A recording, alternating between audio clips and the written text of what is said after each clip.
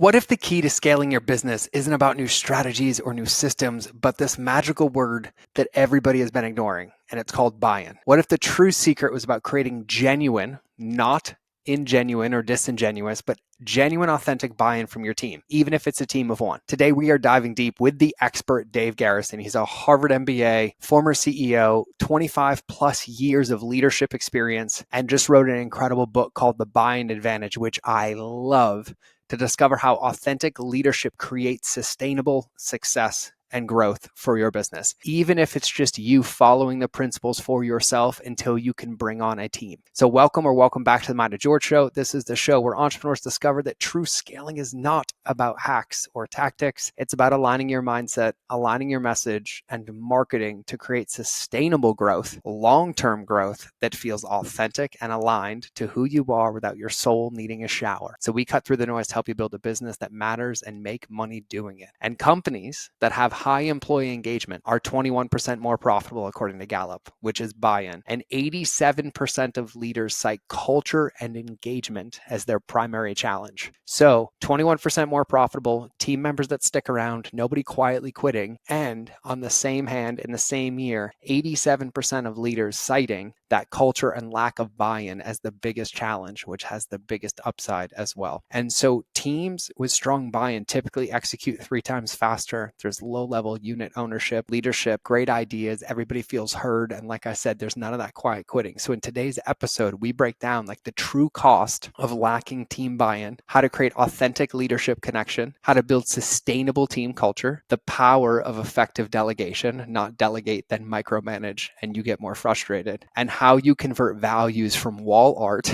or Google Doc art into action in your business. Because you have to understand in business, culture exists whether you shape it or not. And so these are the things that we need to remember and break down. And Dave breaks down how 3 priorities beat 7 every time, how questions are more powerful than answers, how buy-in starts with authentic connection, including his buy-in framework. And so whether you are leading a team of 2 or 1 or 200, this conversation is yours, and it will help you build buy-in from now and keep it forever with leadership and culture building. So Dave has decades of experience, hundreds of companies under his belt. I even got to witness him the day after running one of these things because I bumped into him at the airport. I bumped into the 100 people he facilitated, and they were thanking him. Their companies had changed, their business has changed just from facilitating a one day, which blew my mind. And so this is about sustainable team alignment and growth. And so if you are a leader, an entrepreneur who wants to build authentic team culture, doesn't want it all on your shoulders, doesn't want it all on your plate. If you struggle with delegation, if you want better team alignment to feel like everyone's working in the same direction, if you don't want to feel like it's pulling teeth to get your team to do things, or you just want to create sustainable growth,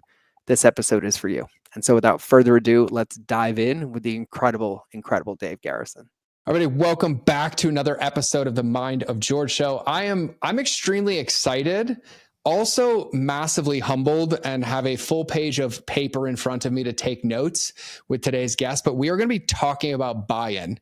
And I think in the lens of this podcast, one of the things we always focus on is how to ethically build and scale your company. Well, there's one way that you cannot do that, and that's alone. And so I could not be more excited about this topic. And I am joined by Dave Garrison. And when I say the bio of all bios, I'm over here in like inferiority complex with humility, but also really excited to learn. Leadership strategist with over 25 years of experience as a CEO, strategic advisor, an MBA from Harvard Business School, is trained in EOS, which if you don't know what EOS is, you should get aware of it. Neurolinguistic programming. So him and I are going to have some fun language conversations, DISC, everything in between. He's been featured on media outlets like CNBC and CNN and Wall Street Journal for his expertise as a CEO, and primarily a pioneer in communication. And today, I'm excited to have him because he has a new book coming out called Buy-In, which is all about relationships with you and your team, which, newsflash, the number one most important thing that you can do is communicate effectively. And so I'm really, really excited to have him. Plus, his wife loves Montana because she's a fly fisher at heart. And so we share a lot of commonalities. And so I'm excited to have you. And so Dave, welcome to the show, my friend. George, thank you. I am really excited to be here. Yeah, me too. And I'm like so excited to dive in. And I just want to, because I can see the book behind you on the counter, which I love. And I remember my UPS delivery of my first batch of books, by the way. It was like the best day of my life. And so The book is called The Buy-in Advantage, but for everybody listening, what is buy-in? Like, what do you mean by buy-in? And we'll just start unpacking this for everybody. Yeah, buy-in is a state of mind. It's a behavior. It's an attitude. So I think about it for listeners in the U.S. Think about Friday night lights. Think about your local high school football stands. Do you see people going and getting a cup of coffee and watching the game and being mum? Or do you see people really turned on and jazzed and juiced and into it? Where do we lose? How do we lose from Friday night lights to Monday morning being at work? What gets lost? What gets left in the parking lot? Why does that happen? We're bought into Friday night, or we're bought into the parent teacher organization raising money for the band, or we're bought into, there's a lot of analogies in community. It's the football game in Mexico. It's where enthusiasm shows up. So how come we don't have that same person, which is heart, soul, and brain, brought to the workplace? That's what buy-in looks like. And the data shows for 30 years, it hasn't been there. So Gallup polls industrialized countries. It's not a US phenomena. It's Canada, it's Mexico, it's Spain, it's England, it's France, it's Germany, et cetera, et cetera. There's something about leadership that we're missing. And it's not because we're not trying. It's not because we're not busting our butt. It's not because we don't want to, but we're missing something so that full human beings are not showing up at work. And this book is about what I learned on the journey to explore the question of what is the opportunity for leaders to invite full human beings to show up, which the data again shows increases quality of customer service, increases innovation, increases profits, increases blah, blah, blah, blah, blah.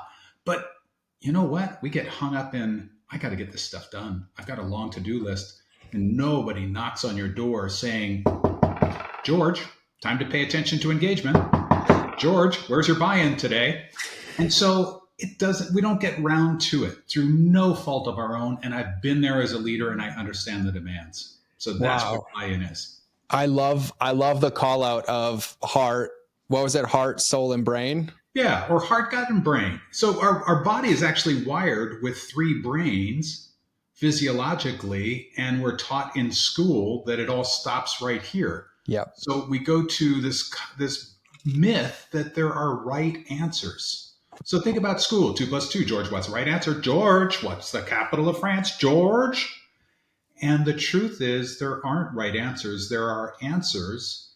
And as leaders, we will do best when we can choose from all the available answers based on common criteria and not have this myth that we have to have the answers or the leader must tell people what to do.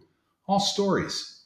All stories. I'm really excited to unpack this like I spend 95% of my time on the back end of companies helping them scale. And I think it's the Marine in me that like we were forced to be a team, whether we liked each other or not, but understanding what it is. And, one of the things I joke all the time is like, nobody has a marketing problem. Everybody has a relationship problem. Yeah. You just don't realize the disconnect between you and your team is creating that disconnect between your team and your customers. And I think to your point, I love the way that you explain that to where even in the lens of entrepreneurship now, because, you noted that this has been going on since you've been doing this for a long time. But I've noticed that in the last year or two, culture has been coming up and alignment has been coming up. And even, other authors writing books about team culture, like why now is everybody so up in arms about this? Yeah, great question. A couple of things are new and different. So 3 things in particular. One is that during the pandemic, we collectively had more time to reflect on purpose. What is the meaning of life? How does work fit into my life? Am I willing to spend time commuting? And is it worth the time when I get there with what I find? Is my company doing something that I care about? Do the executives really care about my opinions? So that those kind of thoughts went through people's heads and informed today's actions. Second major thing that occurred was we've got a new generation. And I know you hear, oh, this new generation, they're just lazy. They do. Blah, blah, blah, blah, blah. They said the same thing about us. So I Yep. call BS on that and just say, hey, look, there are people with different values in this generation expressed differently. And in this generation, Gen Z, what we're finding is money is important. As always, it's table stakes. What's also important is ability to have impact. That's voice being heard. Alignment with purpose. That's not making money. It's why this stuff matters. And the culture around me. And people will take less money to have those other needs met. So that's trend number 2. The third trend going on here is the uncertainty and economic gyrations. So we're going through tremendous times of uncertainty. Open up the newspaper, watch TikTok, check out CNN, and all you'll hear about is, boy, these times are uncertain. Don't know what's going to happen. It's as if, and this is hypnosis, it's as if before we did know what was going to happen. And I say, like, really? Like 5 years ago, you knew what was going to happen? I don't think so. But uncertainty. And so one of the things that it changes about leadership is the need to be a chief certainty officer, which is a different role for a leader. So 3 things changed. It's Gen Z, it's how our thinking about ourselves and our purpose changed during COVID and this whole time of uncertainty. And I think that's why it comes up on the radar now. But I'm sure there are other factors as well. I love the take, because one of the things I noticed, and I love that you brought this up. I've read an article about this. I was flying home last night, of all these things that people used to pick on boomers for that are coming back into the commonality. And like one of them is connection. Right. And one of them is, seeing your neighbor. And I heard this on a radio station that they're like, I think I know when the world started to downturn, and it's when we got automatic garage door openers. And I was like, okay, I'm intrigued. Open loop. Like I'm totally in. I'm like, give me this science. And it was talking about how before we had automatic garage door openers, you'd pull into your driveway and you'd have to open your garage door and you'd see your neighbors and you'd communicate with your neighbors. And then you hit a button, you pull in, you close the door, and you're completely disconnected from the world. And then with COVID, and during that whole time, it's like this thing that's supposed to connect us created this massive disconnection. So I see that wholeheartedly, and I love it too. And I have a question too about buy-in, because I think a lot of people, and I see this in companies that I'm helping scale, they look at so much of the quote unquote bottom line as the only KPI or key performance indicator of like what's happening or not. But what are like some of the ways or like hidden costs of not having buy-in? Yeah, great question. And let us just point out that the bottom line in most organizations is heavily influenced by our labor or people investment. And we look at return on equipment. Will we buy this piece of equipment? What kind of return will it get us? Or will we invest in this new program? What will we get? I don't know that we've given the same consideration about return on people. And there are a number of ways we can measure that, but I get digressed. Here are the costs of lack of buy-in. The costs are burnout, and so people will be zombies in place. The cost of unengagement or disengagement are lower productivity, people leaving for another job, even though we've done all the right stuff, customers cutting back, meetings starting late, meetings running over, are all signs that something is not right. And in the book, in the Buy-in Advantage book, on chapter 3, we have an assessment. And what we ask is, take it with your team, because your perception of the situation different than our collective. Because one of the premises is all of us are smarter than any of us. So what we'd ask is, don't be blinded by your own experience. Have your team, without conversation, take the assessment, easy, simple to do, and then compare notes. This is a DIY guide. You don't need to have a Harvard MBA. You don't need to have, the best company in the world or the best business plan. But if you take advantage of the opportunity with people and getting the best from people, not by yelling at them, not pounding the table, not by being more demanding, but by generating buy-in with authenticity, you can get that bottom line metric. But there are a couple of steps along the way that take some time and intent. Yeah, you're speaking my love language: authenticity, connection.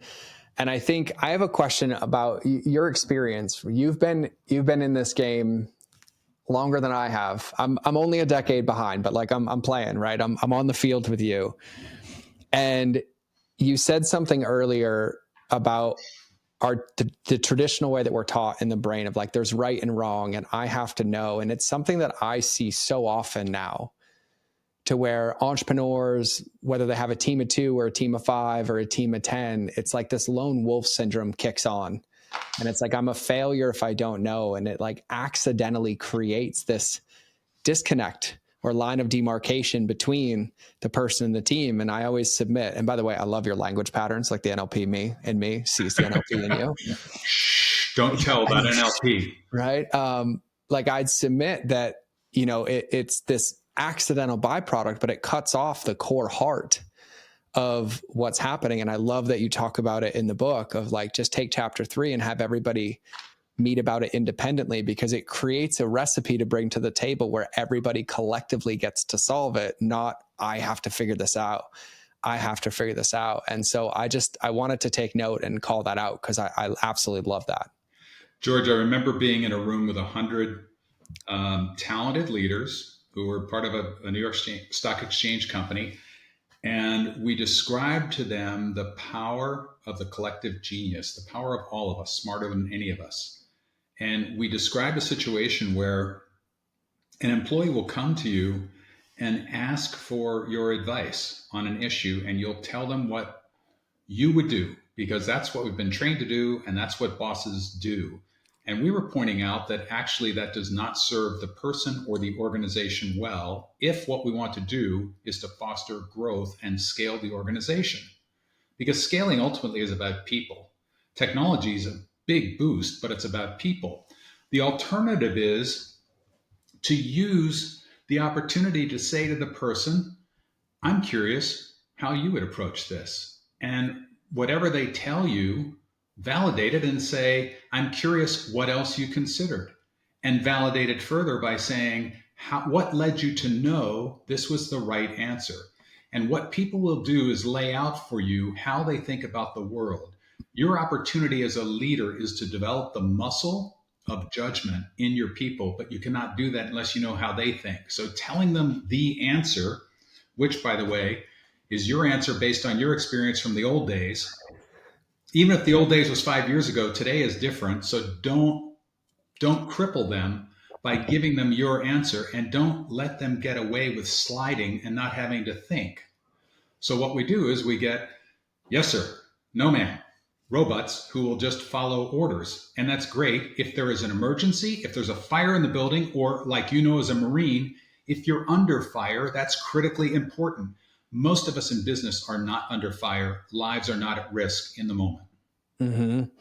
Yeah. And I think it does a disservice to us as well, because the one thing, and I'm only a humble 41, but I have this like running joke now that like, if I know, I'm not doing it because I already know it's not the best way. There's so many other avenues that, I can't see or I haven't done. And so I love the call out. I want to talk about, because I'm a people person, right? Like our trademark slogan over here is relationships beat algorithms. They come over absolutely everything. And I love this concept of return on people. And so I want your thoughts on this, but I also want to lead this to everybody listening. And I want to define team. And I would actually love to see if you agree or disagree. But I think all too often people fall into this trap, especially to early stage entrepreneurship. It's like, it's team when I have a full-time employee, or it's team when I have this big group. I'm like, no. Team is anybody who's helping you accomplish the mission, whether it's a virtual assistant or a 1099 or a graphic designer that you're working with. Like, it's anybody. Would you agree that that's a fair assessment? George, I'll give you a simple example from the publishing world that'll make sense to you. So I, quote unquote, wrote a book. I did write a book, The Buy-in Advantage. Now, let me tell you behind the scenes, there are 2 editors working with me asking questions. What did you mean by this? Were you clear about that? Working on every single word selection. Then the first call with my amazing publisher, Matt Holt, there were 12 faces on the Zoom screen. And he said, let me introduce the team. And one person said, I write the inside cover jacket. And one person said, I do the permissions. And one person said, I do the, and you realize, yeah, my name might be on the cover, but rest assured there are 15 people at least behind this effort that make it a success. And so if I don't consider them all on the team, and if we're not aligned, it is your suppliers, it is your community, it is your customers that need to be lined up around your purpose, need to be lined up around your criteria, so we're all pulling in the same direction. So team does not mean full-time, team does not mean employee, team does not mean somebody who can follow your orders. It means an entire community of influencers that you have the opportunity to line up. And I would ask, when we solicit sources, when we talk to vendors, are we talking to them about values? Are we evaluating them on values and purpose? Or are we just saying, I just want the cheapest price? That's great. It'll bite you in the butt later. It's like saying, I just want the employee who'll work for what I offer. That's great. It'll bite you in the butt later. I literally just finished running one of our events, and one of the things I said that tickled, I was like, you hire on values and you train skills. And it like resonated so deeply for people. I'm like, no. And even you just answering that question and sharing your thoughts, you just dropped purpose in there. Like, are we aligned on the purpose? Like there's this bigger picture piece. And so I love to use inversion theory because I was a Marine. I own that I was a jarhead, and I learned way better through the mistakes that I make than I do telling me all like the positive things.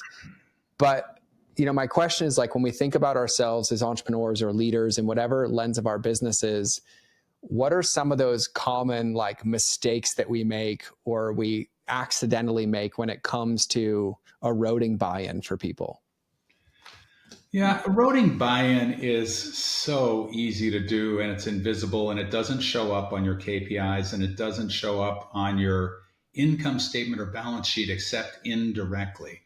But you can see the warning signs. And the way we do that is we're too busy to take the time to include other people. If we look carefully at people's participation in meetings, we can cut them off by just saying, well, I'll just tell you the solution, or that will never work. So our top of mind responses like that will never work are well intended because we don't want people to repeat the mistakes we make, and it just cuts engagement off at the knees. Okay, you just tell me what you do want, and that's what we'll do. And so it's not because leaders ever say, oh, today I'm going to trash buy-in. Today I'm absolutely going to kill engagement. Wait until they hear me. I'm going to make them all so miserable. I've never worked with a leader who said that or felt that or meant that. It is innocent, it is well intended, and it unintentionally cuts off buy-in at the knees. I love that. And I also love your experience comes out in this and how many people that you've influenced in conversations you've had, because I think that's such an important topic for people. Like, none of us start a business and have a team. We're like, oh, I'm going to, pee in somebody's Wheaties today, or I'm just going to like trying to ruin their day. It's to your point. We get so caught up in the reactance to the things happening around us, or the hustle and bustle and the challenge. It just becomes this, like, I think even societally a little bit now compared to when I started in 2010 is this like instant gratification. Like, right, we got to go fast. And I'll never forget, as a Marine, one of the best things they ever taught me was slow is smooth and smooth is fast. And I feel like that applies so much to buy-in, but also team culture. And I think even as a human, I noticed this because I live in Montana, and Montana. I struggle when I go to other towns. Like, I was just in Toronto, when I go to the coffee shop and they're like, what can I get you? I'm like, good morning. How's your morning? And they won't even make eye contact with me. Right. And like, here, good luck ordering a coffee without telling them like what the last week of your life has been like. But it's that consideration to like slow down and be present. And I think it's such a huge call out that it's never ill-intended. It's normally because we're just in this operation mode of like, go, go, go, go, go. And it happens accidentally where we can slow down. And so I love that. I love that call out. Yeah. So two things there strike me. One is we talk in the book about slow down to speed up. So just like you said, by slowing down, we're actually speeding up. The faster we try to go, the less effective our results, and the more people won't be brought along. And we see this when teams, let's pull our top trusted people aside, and we're going to do a strategic planning session. We'll go to Montana and do a session for 2 days, and we'll come down from the mountain, and maybe we'll tell people, hey, here's the plan. And then everybody goes back to work. And then we wonder why a year later we're pulling out the plan going, yeah. We were going to do that, George, but other stuff got in the way. And that is a great example of we didn't slow down to speed up and engage others in the plan. And it Mm. doesn't mean that everybody is going to change the plan. What it means is we bring the plan back and go through conscious cascading, which looks like, hey, here's the plan we came up with. It has these three elements, and we'll talk about prioritization later. But as these three elements, I'm curious to know two things. One, what questions do you have about this plan? And number two, how do you see yourself in it? How could you or your team contribute to making it a success? And so invite people into successful execution of the plan instead of throwing it over the wall going, here you go, George, here's the battle plan. And you're looking saying, well, that'll never work, but they didn't ask me, so whatever. Where do you want to go for lunch today? And Mm-hmm. that is the thought process that occurs far too often. And then the second thing you brought forward is the Toronto coffee example, um, which there's a great company in Canada, by the way, called 10,000 Coffees, which is all about people. But Mm. human beings, not human doings, is another principle of the book. So if we say well meaning to a team member, a customer, a vendor, how are you? And they say fine. I love this acronym that I've heard FINE stands for, which is feelings inside never expressed. Feelings inside Mm. never expressed. And so if I let people get away with FINE or go through that exchange, I'm just saying, yeah, we just did pleasantries. That was great. And I really don't care about you as a human being. But as a human doing, would you please do this for me? And so if I am seen as a human doing by your behavior as a leader, that's the invitation to do exactly what you ask and no more. And I'll do it with a smile, but I'll do exactly what you ask and no more. And I'm not bringing anything to work but my brain. And I'm going to leave everything else in the parking lot. So human beings, not human doings. So what effective leaders do instead, if somebody says fine, you say, no, I'm very curious. How are you doing? And listen, or ask a more direct question, or share first. We say leaders go last, except when it comes to vulnerability, and then leaders go first. So, a different way to ask, how are you doing is, hey, George, what's one personal and one professional thing you're celebrating right now? What are you celebrating? To give me insight into you as a human being, which costs nothing.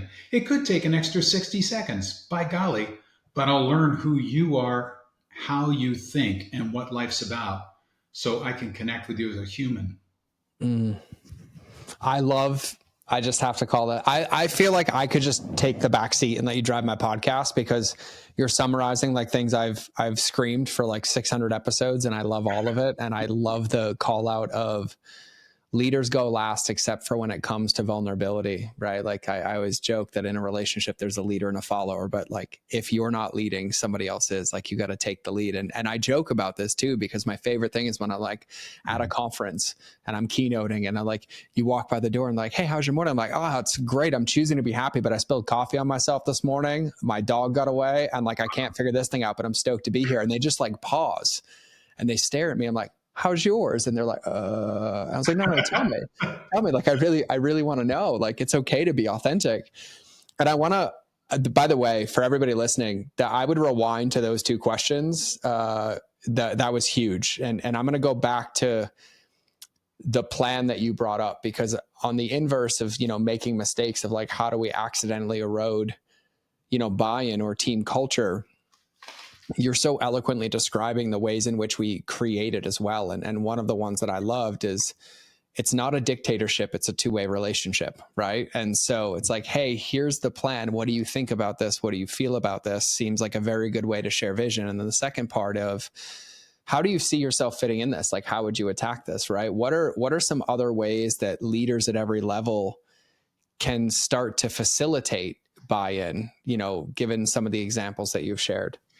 Yeah, so one of the things that, again, we are, in pilot world. So I'm a pilot.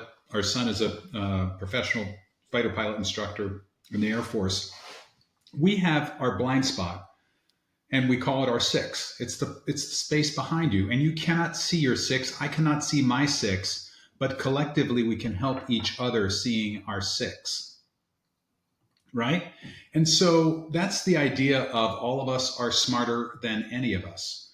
And so, for example, one of the things we hear about organizations, oddly enough, is meetings are the biggest waste of time. And I can't tell you how many times I would step out of a meeting and say, wow, that really rocked it. That was a great meeting. That was totally ignorant of my six. That was totally ignorant of others' experience. So we devote a chapter in the book to how to run meetings that don't waste time, basically. And some of the concepts are starting with, of course, you're going to have an agenda. Of course, I expect you to send out information in advance so people who process overnight can actually participate in the conversation. But I also expect you start with expectations. And that's simply the question, what would make this meeting a great use of your time? Because we don't know what's happened since we sent out the agenda. We don't know where people's heads are. And that is valuable information. And if they say, I want to talk about free pizza on Fridays, and free pizza on Fridays is not part of your agenda, just call it out and say, hey, you know what? I'm not sure we'll get to that today. Can we do that in a one-on-one? Can I add it to next week's and honor it after you see this entire list of expectations? And then at the end of the meeting, go back to that list and ask, how did we do? That is us, it's not my meeting, it is our meeting. And then another thing is at the end of the meeting, do an instant analysis. Take a minute for honorable closure and ask a simple question. Hey, as you think about today's meeting, what worked for you? What didn't work for you? And people will let you know how to ramp up the effectiveness and value of the next meeting if they believe you honestly care and you're truly listening to what they say, which means if they say something you don't want to hear, like when you went off rambling down that rabbit hole, it was a total waste of time. If you respond and try to justify, you're going to say to people without saying it, you know what? I really don't care about your feedback. I'm infallible. If you just say thank you. And if you're curious to know more, follow up later with them. But when you get this continual feedback, you make it our meeting, not my meeting, and you create a sense of community engagement and commitment and buy-in to whatever your meeting is. And so this question about expectations and what worked and what didn't work is great for meetings, whether it's 2 of us, 4 of us, 8 of us, or an assembly of larger people. I love this. And for everybody listening, that's customer journey 101 on the things that I talk about and teach all the time applied to your team. And I would also submit, even for me, I spend a lot of my time like one-on-one coaching people like you to scale their business. We start our calls that way and we end our calls that way so that it's a co-created experience, but also at a deep level. And you know this, physiologically, it allows both parties to feel safe and present because they're both invested and bought in because their input matters. And so I absolutely love that. And you were talking about like earlier, because I'm like pulling out all these scripture statements. You say like leaders always go first, except for when it comes to authenticity. And I love the meeting feedback because that's the place where leaders listen, right? There's no finish line on this game, but like creating that culture is about everybody owning it and investing in it, but being able to improve it. So I love that. Awesome. And George, the leader who says, okay, let's get going. Here's the agenda. First item is unintentionally cuts people out and says to them, this is like theater, or you're at a football game and you're watching the field and you can just be a spectator. When you ask people to participate in the first 2 minutes of a meeting and say something, you're cutting them off from their thinking about the last thing they did, their to-do list, whatever their worries are. So that's why we always ask about expectations, because part of it is a mind trick, if you will, just to say, hey, you know what? You're part of this. You're not a spectator here, dude. Step up. What's going on? Mm-hmm.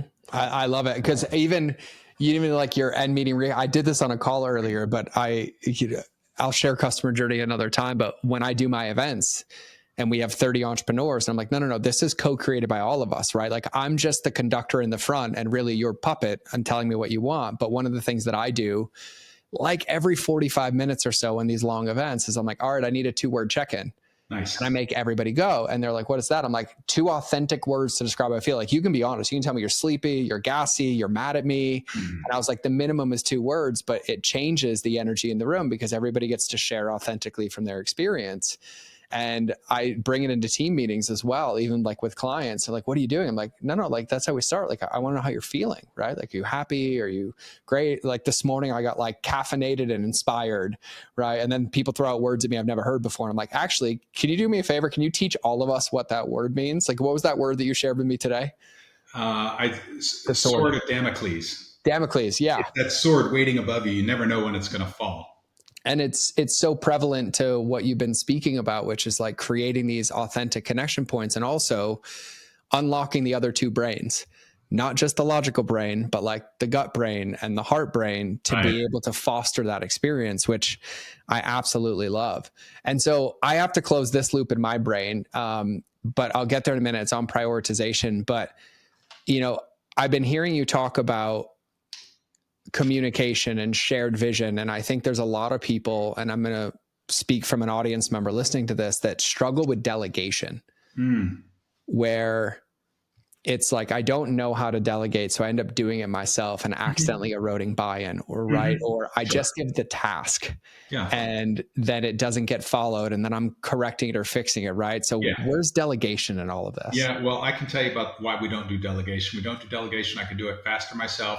My team is already busy. They already have too much on their plate. They don't know how to do it as well as I do. I want it done just so. I can give you all excuses. I've heard them all before as we work with teams. And my team comes in and runs workshops. And what it does is it actually prevents the organization from scaling. Lack of delegation prevents the organization from scaling. So one of the challenges that we give to leaders is to identify the 2 things that you have to do and only you can do. And people go, no. There's a whole list. We go, no. Just give us 2 things. And it forces people to start re-examining their activities and identifying what it is they really need to do. Then it's reframing delegation into what a great opportunity. Do you know how honored people are when you show the trust in them and ask them to do something? But if you're going to delegate, you need to follow some of the principles laid out in the book, which is begin with a clearly stated desired outcome. Here's what we're trying to address. Here's what an outcome looks like. And then share criteria. What is on the checklist in your head that would let you know that this thing is being done really well? Not how to do it. George has lots of experience. He can figure out how to do it. But if we agree on clearly desired outcome and agree on criteria, the checklist of what great looks like, then you're free to get it done, as long as we have an agreement, which looks like you tell me back what you understand the ask to be, what the desired outcome is, and what the criteria is. Because too often we just say, oh, no, I told him. Oh, no, I told him. He gets it. I said, do you have any questions? They said, no, I don't have any questions.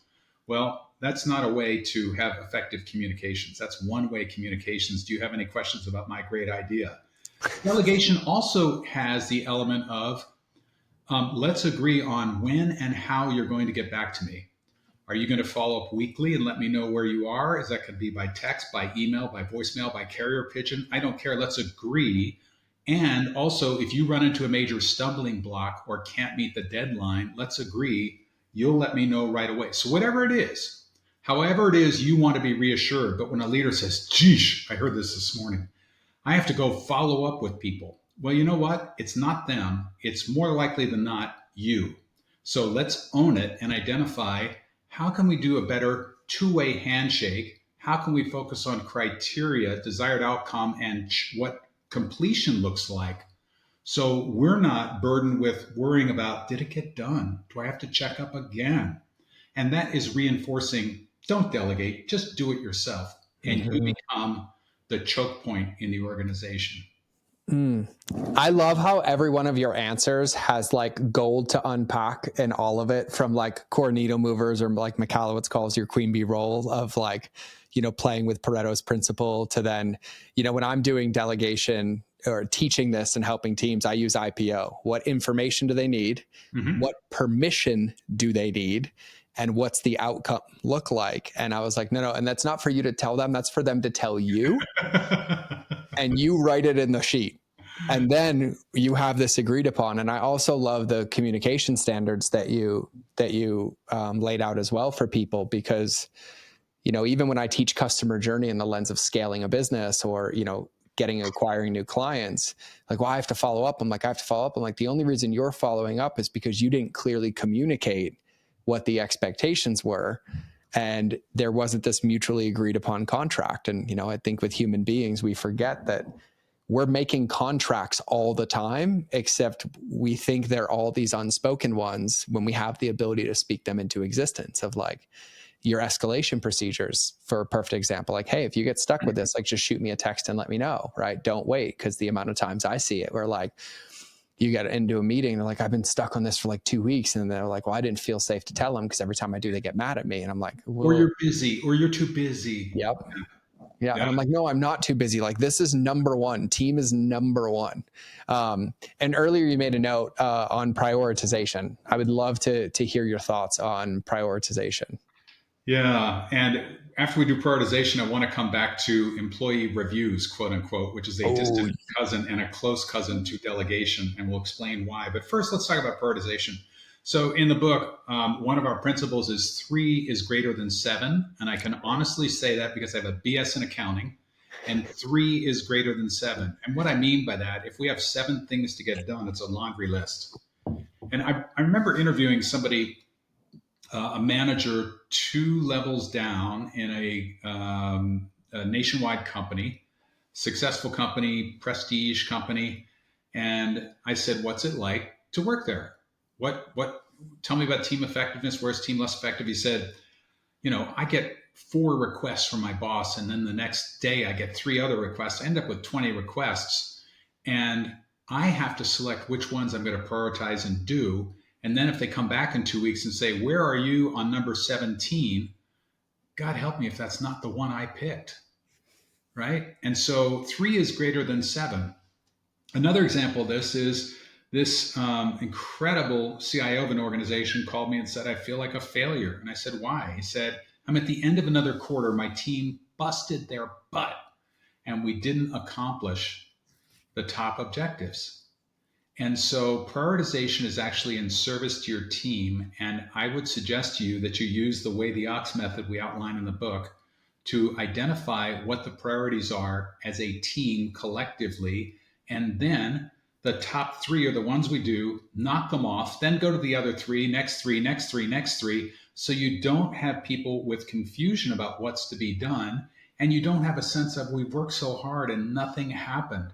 It's so defeating to have too many priorities. So too many priorities are no priorities. It's just a laundry list of stuff. I love it. And I also love the NLP stuff in here with like micro wins and measuring progress and the positive psychology and all of it. And I love that too. I had a friend who used to be a team lead at Microsoft. He had like 11,000 people underneath him. And I was like, dude, he came to one of my masterminds and I was like, how the heck do you do project management? And he opens up this Google Doc and he's took your concept, and it was 3 items, and the rest go in the parking lot, and you have to earn the right to move it up from the parking lot. And he's like, it stays here till it's complete. And the running list is below. And he's like, we can add whatever we want, but like, this is it. And then he's like, when this gets knocked up, we move one up. And I love that principle because it's so powerful. And so I appreciate that immensely. So now that you brought up the open loop, let's unpack employee reviews. So go into one of your mastermind sessions and ask for a show of hands of who likes to do them.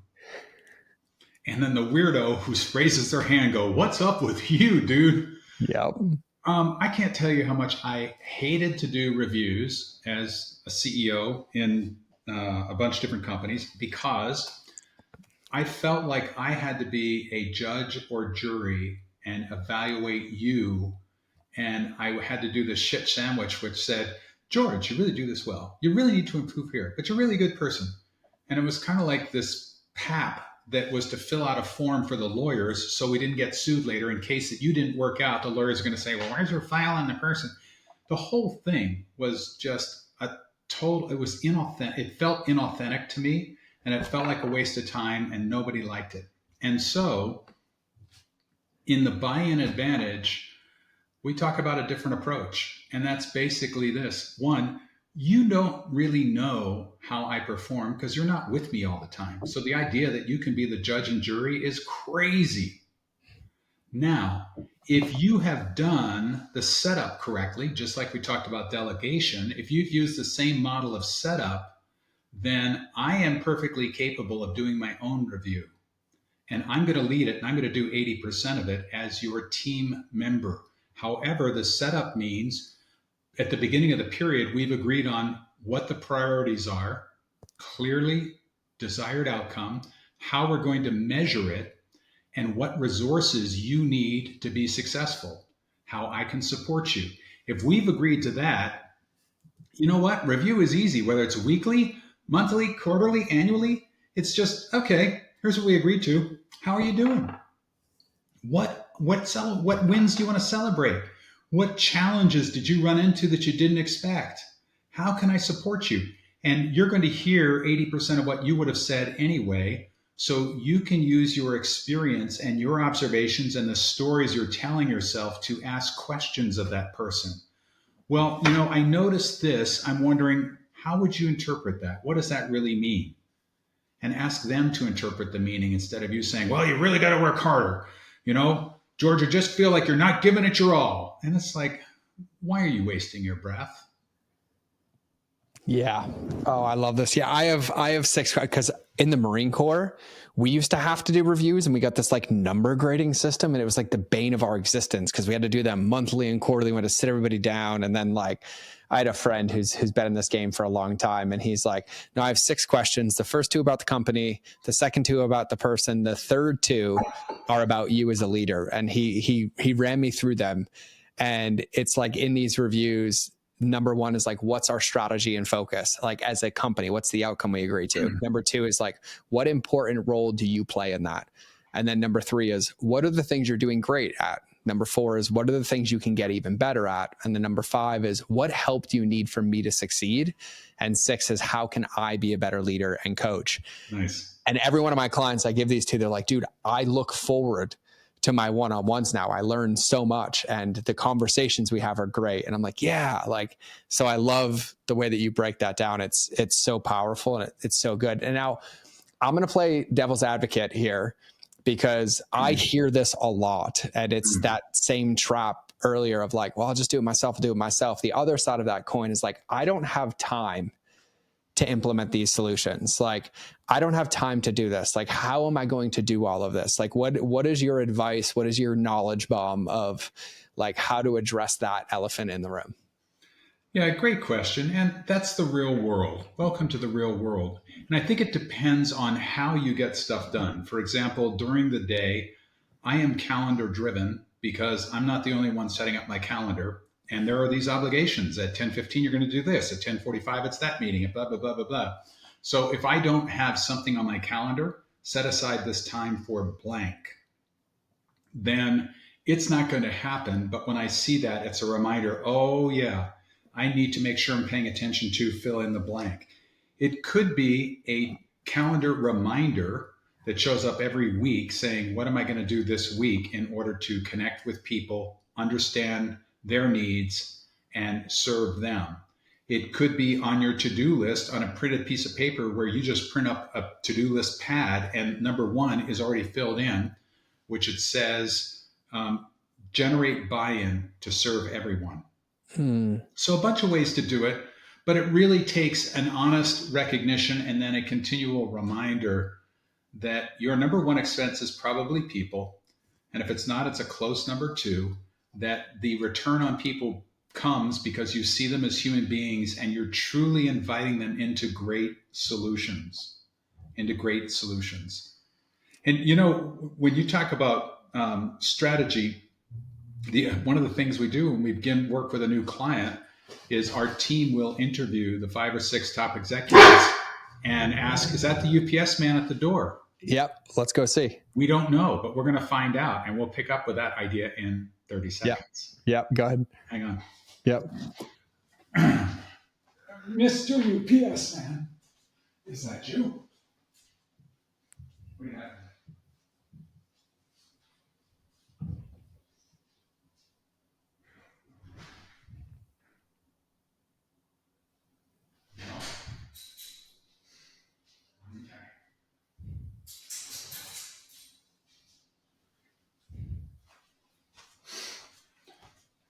Okay, was it maybe a coyote, a bobcat? I don't know. They're in the wilds of the desert. Okay, can we pick that up? We can pick up. Yeah, if you just want to start that thought, they'll cut it right there. Yeah. When we start working with a new client, one of the things our team does is interviews the executives on the team. And we ask a couple simple questions. Can you tell us when the team is most effective, when it's least effective? What are the values you see practiced? And as it relates to strategy, what are the 3 top strategies of the company? And the reason we ask that question is whatever words they tell us is what they're telling their team. And more often than not, different teams in silos get different descriptions of the strategy, which means they execute against different ideas of what great looks like. And so one of the keys to game-changing organizations is horizontal alignment. And so we actually develop a system called strategic alignment and accountability, because the thing we hear all the time is we're not aligned or we're not accountable. People aren't doing what they're supposed to be doing. And so strategic alignment and accountability is not about brilliant ideas. It's the process of making sure great works. It's built on ideas from people like Gino Wickman, who created EOS. The person Gino got it from is actually Vern Harnish, who wrote Rockefeller Habits. So there aren't new ideas, but to generate buy-in with your strategic planning is very different than, let's go create a plan. That's a great plan. Good work. Now let's go back to work. I got to ask a question because this comes up and I rant about this all the time, but I'm going to let you take the floor because the amount of times I've walked into companies and they're like, we have values. I'm like, where? And they point to the wall. Right. I'm like, no, values are not words on a wall. So how would you define values? Because I love your strategic alignment and accountability to upholding them, but they're not just words on a wall. So like, how do you see values? Yeah, values and compelling purpose are probably 2 opportunities that are overlooked because, oh, yeah, we have those. And I hear all the time, yeah, we have those. Well, actually, most companies don't have those. And what I mean is, yes, values are on the wall. If there are more than 3 values or 4 values, there aren't really values. There's just a list of stuff on the wall that was a good idea at one time. We describe values as if a new employee comes into work today and is on the factory floor next to somebody and says, what's it like to work here? It's how they describe what it's like to work here. And it is the beliefs that we practice in prioritization, decision-making, and how we treat each other. That's what values are. There's no right value or wrong value. And they need to be defined. Like, I believe in democracy. That's wonderful and really popular right now. Or I'm a good American, but it doesn't mean anything. What do you mean by it? Because it's the meaning you make of it, not what the word is. So every value is associated with a belief statement about what it means. We just went through this process with the 2032 Olympic Organizing Committee for the Winter Games that will be held in Salt Lake City, and they will have thousands and thousands and thousands of volunteers to create the most amazing experience for people. And it's important they establish right away, how are we going to treat each other? What will we consider when we prioritize things? And how will we make decisions? Those are the values. There's not right or wrong, but it's something that needs to be communicated and used in the interview process. So game-changing organizations, like you alluded to earlier, will ask questions. Let's say that integrity is a value. Ask a question in the interview process, not do you believe in integrity or here are our values, do you have questions? Those aren't questions. Questions are, George, I'm really curious to know, one of our values at our company is integrity. And that means doing the right thing, even in challenging circumstances when it's easier to do the wrong thing. Can you tell me a time in your life where you faced that situation? How did you handle it? What did you do and why? And that's where we learn, do we have values alignment?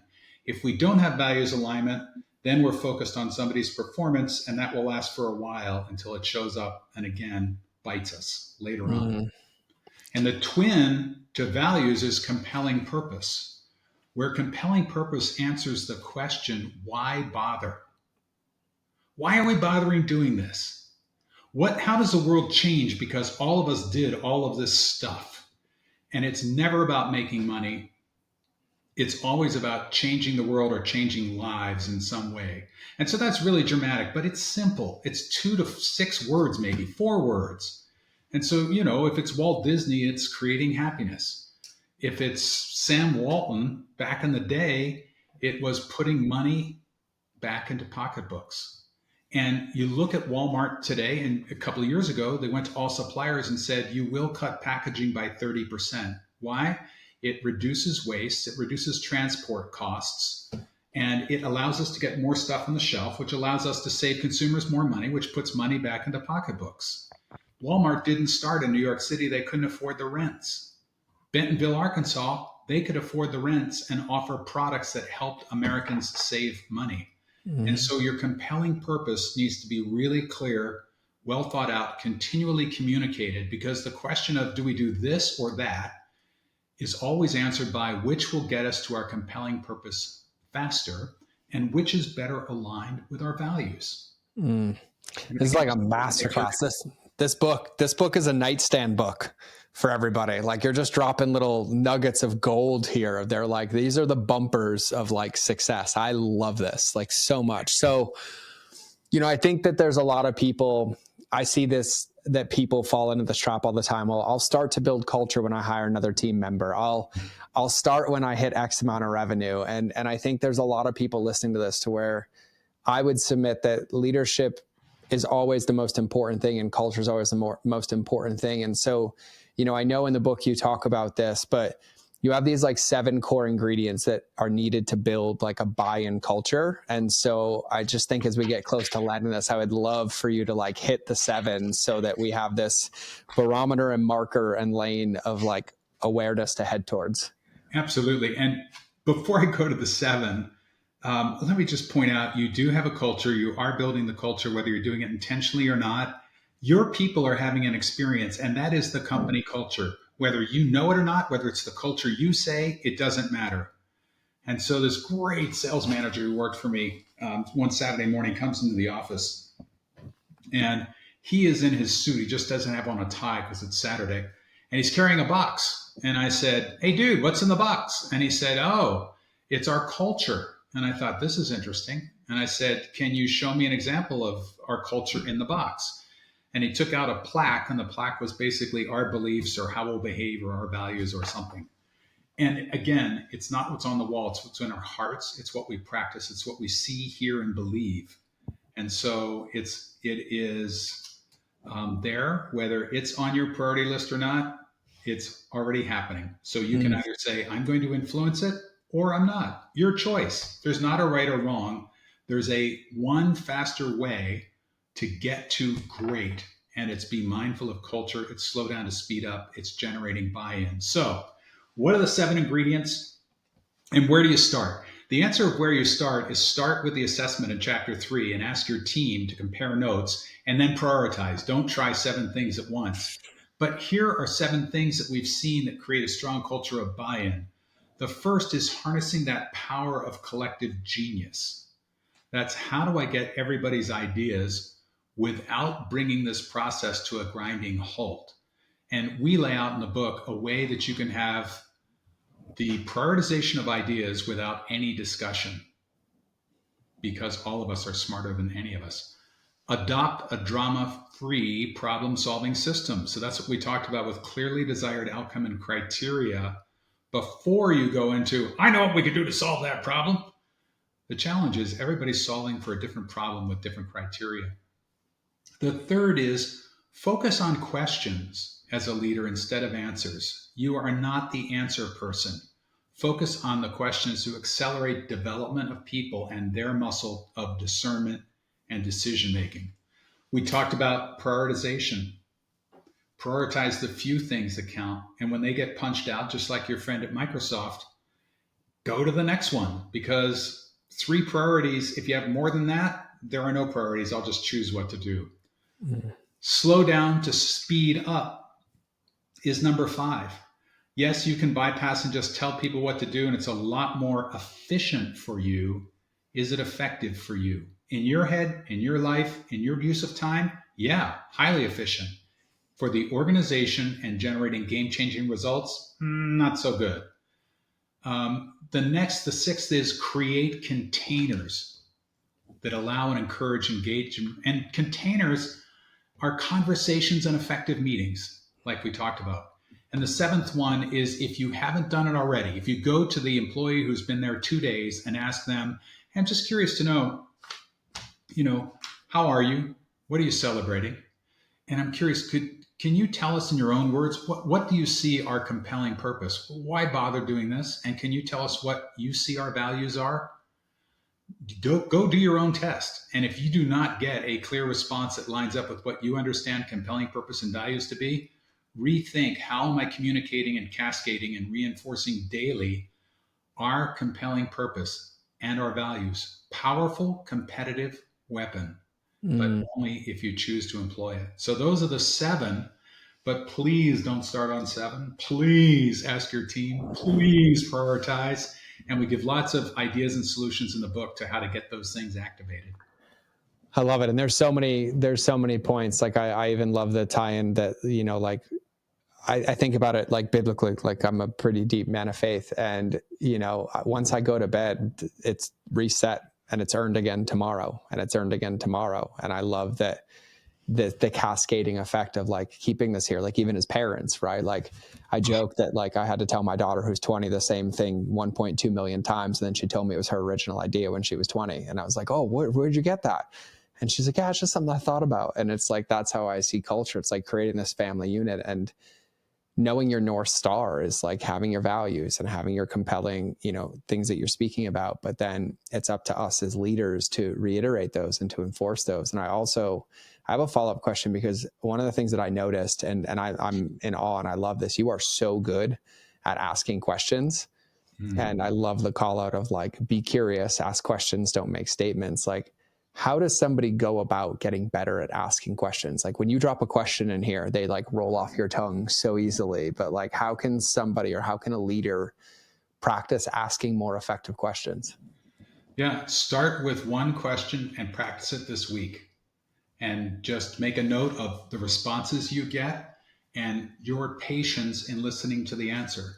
So start with one question, like, what is something you're celebrating personally and professionally? Or what's most important for you right now? I'm really curious. What are you working on? And what are you celebrating about it? What's getting in your way? Just start asking questions, but particularly when people come to you looking for a solution. It's the most natural thing. It's like falling off a log to say, "Oh, I tell you what I do. I," and that's where you need to say, "I'm really curious. How do you think about this?" So just pick one question, try it out, try it on for a week, congratulate yourself, move to another one. And I love it, because I feel like asking questions is like a muscle that atrophies, but the more you use it, the more natural it becomes. And even like, it's funny now, I'll go watch coaching calls from 5 years ago. I'm like, I just made statements. And now I'm like, I don't know, what do you think?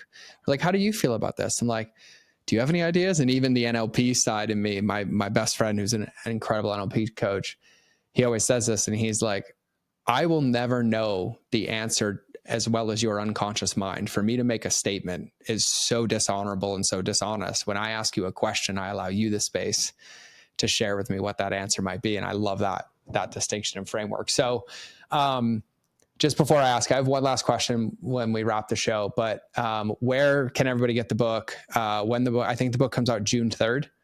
It does. And it's available on audio and through Audible. It's available at all your major retailers. You can get it on Amazon, Barnes & Noble, Books Million, all the places you usually get books, you can get books there. And so we would encourage you to get books for your team, which is not about selling the books. It's about, why don't you get different people's perspectives so everybody can contribute to, hey, you know what? Here's an issue we have, and here's where we can start and get a team buy-in and commitment to doing this together, which is different than, I've been guilty of coming back from a amazing mastermind session with George, and I'll say to the team, hey team, I've got this great idea. And then I'll say innocently, what do you think? And I've already poisoned the well, telling them it was a great idea, and they're forced to say it's a great idea. So if you read the book, you'll love it. You come back to your team and say, hey, this is a really great book. What do you guys think if we blah, blah, blah, blah, blah? You've already told them you think this is a good idea. What really impactful leaders do is to unpack that and ask themselves, what is the desired outcome of my great idea? And how did I know it was a great idea? And then play the game backwards and say, hey, George, I'm kind of thinking about, if we really attack this problem to reduce waste, for example, and we want to come up with a plan together, I'm thinking a great plan would include the number of resources we require, or timetable, or it'd be simple enough everybody to understand, or whatever your criteria are. I'd be curious to know, what criteria would you add to that list in order for us to collectively reduce waste? Then, and only then, when you have aligned criteria, say, I'm really curious to know, what ideas did y'all come up with? And your idea can be one of those ideas, but leaders go last, which is very different than starting with the, I just came back from George's mastermind, and you know what we can do? Well intended, totally undercuts buy-in. So good. And I have a piece of wisdom to share with everybody about this book, and it's so aligned with your 3 is greater than 7 principle. One of my dear friends told me this a long time ago, and he said the mistake a lot of people make with books is they read it to know it instead of reading it to become it. And in hearing just the part, this book, and I'm just going to say this publicly because I'm going to do it, I will probably be like the number one gifted book that I give out to clients and people that come across, because I hear like 20 books in this book of things that I consult on and coach on. And it's like a nighttime, bedtime manual. But even to take the principle that Dave shared is, when you pick it up, when you find that spot that resonates with you, earn the right to go to the next spot by taking it, implementing it, getting the feedback, and focusing on, 1 to 3 of the things, not all 7, not the whole book, but like one of them, whether that's chapter 3 and you assess with your team, or I'm going to get better at asking questions, or like Dave shared, put that reminder in your calendar when you get to that part of the book of like a reminder to check in and get buy-in, and then have that conversation or practice that question. Like, it's so powerful. And I'm a little baby in this, but in doing this, I'm like, you've summarized like 10 years of my mistakes in consulting, and you have them consolidated in a book called The Buy-in Advantage. And I'm like, where's this been my whole career? I've got 10 years more mistakes than you do. So I'll compare mistakes with you, go into a book. And I should have mentioned, if you're going to buy it for your team or buy it as a giveaway, we have a site called buyinbook.com, BUYIN book.com. And if you buy whatever you buy, there are bonuses there for you in the first days of publication. So we'll give you additional support depending on the number of books that make sense for you. And most importantly, our compelling purpose is to change millions of lives. We want to make lives better. And it's a shame and it's a travesty that people spend the most number of hours doing things that they're happy to be around the people, they're happy to do what you want, but they really are not bought in. What a waste of life.